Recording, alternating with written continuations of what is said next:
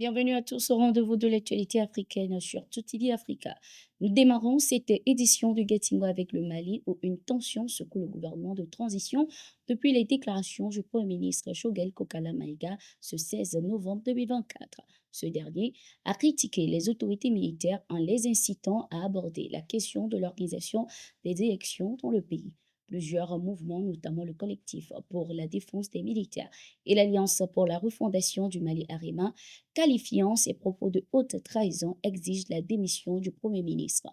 Après avoir fermement condamné ces déclarations, ces organisations de la société civile estiment que Shogel Kokala Maïga a non seulement violé les principes de loyauté, mais a également exacerbé les divisions au sein de l'exécutif. Rappelons que lors de sa sortie, Shogel Kokala Maïga, le Premier ministre malien, a également dénoncé son isolement depuis 2 ans déjà dans le cadre de la prise de grandes décisions affectant la vie de la nation. Cette prise de position du Premier ministre malien a suscité l'indignation sur le continent africain. On peut dire que Shogel Maïga est un passager clandestin qui a cru pouvoir instrumentaliser les militaires alors qu'ils ne pèsent politiquement et démocratiquement que pour servir de faire-valoir politique et idéologique.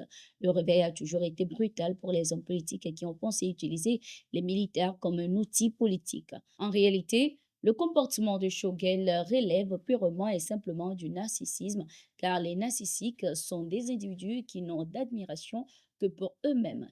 Ils n'écoutent pas, trouvent des excuses et accusent les autres tout en alimentant une fiction et en se posant en victime. Vous pouvez le lire dans l'un des articles de nos confrères de MaliWeb. Nous écoutons également l'analyse du professeur Franklin Amsiwa Cameroun sur ce sujet. À mon aîné, le docteur Shogel Kokala Maïga, ma profonde déception. Je peux comprendre qu'il ait des frustrations, puisqu'il est sur le terrain, il vit des choses. Mais je ne peux pas comprendre qu'il fasse en mondovision ce qu'il a fait à Bamako. Une démission aurait été plus digne, plus noble, pour exprimer un désaccord profond. Que l'exposition du pays à la division et une incitation à la division. J'ai observé le public pendant le discours de mon aîné, le docteur Shogel Kokala Maïga. Le public applaudissait très fort dans la première partie de son discours quand il parlait de la victoire à Kidal.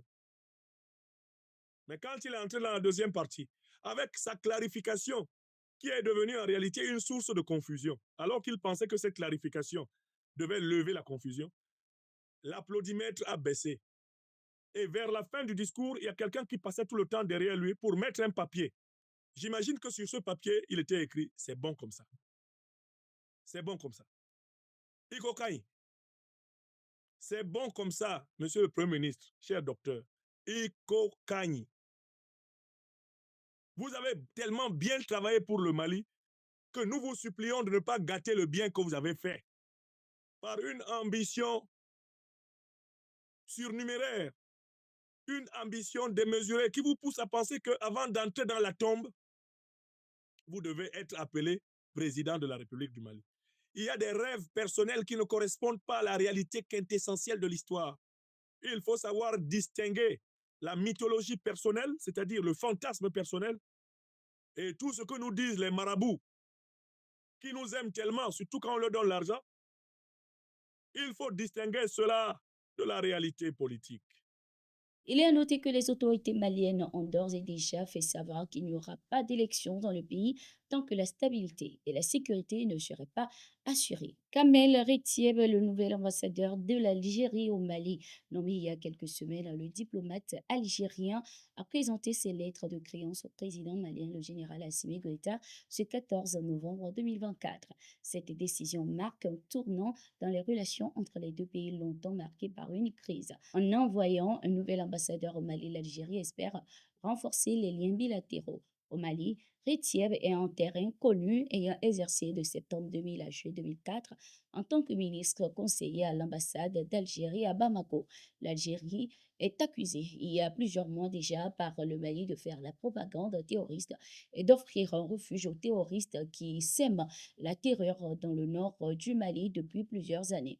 Ces accusations interviennent à la suite des déclarations audacieuses sur la situation sécuritaire du Mali par les autorités de l'Algérie. Le Niger, sous la direction du général Abdourahmane Tiani, a coupé les ponts avec la France, accusé d'exploiter les ressources et de mettre en place des stratégies pour déstabiliser le pays. Le 19 novembre 2024, lors de l'ouverture d'une conférence internationale de solidarité avec les peuples du Sahel, Maman Sani Adamou, président du Conseil national d'organisation, a réaffirmé la souveraineté du Niger, précisant ainsi que le gouvernement nigérien ne répond plus aux appels des Occidentaux, notamment ceux de la France. Depuis plusieurs décennies, nous prenons aujourd'hui nos décisions par nous-mêmes. Nous ne recevons plus les coups de fil de Paris. Si nous réussissons, c'est grâce à nos efforts. Si nous échouons, c'est à cause de nos erreurs, a-t-il déclaré. Le Premier ministre nigérien Lamine Zane, également présent à cette rencontre, est revenu sur la mission principale de l'Alliance des États du Sahel, qui est de construire la paix et exploiter les nombreuses ressources des pays membres au profit de leur peuple. Il a aussi indiqué que les pays de l'AES sont prêts à collaborer avec ceux qui respectent leur souveraineté et souhaitent une coopération mutuellement bénéfique. Au Mali, ce 16 novembre 2024, plusieurs terroristes ont été neutralisés par les forces armées dans la région de Bandiagara. L'annonce a été faite par le chef d'état-major des armées. Selon les informations, ces terroristes étaient responsables de plusieurs enlèvements d'animaux, d'intimidation et d'attaques contre les villages de Tila, Songo, Korikori, Tungume, Kanibonzo, Tunkari, Fatoma et Mindiboli. Ils ont été localisés et neutralisés par l'armée avec le soutien de moyens aériens. Ainsi s'achève cette édition. Merci d'être resté avec nous. Nous sommes en continu sur nos différentes plateformes et sur notre site d'information, le www.toafrica.com.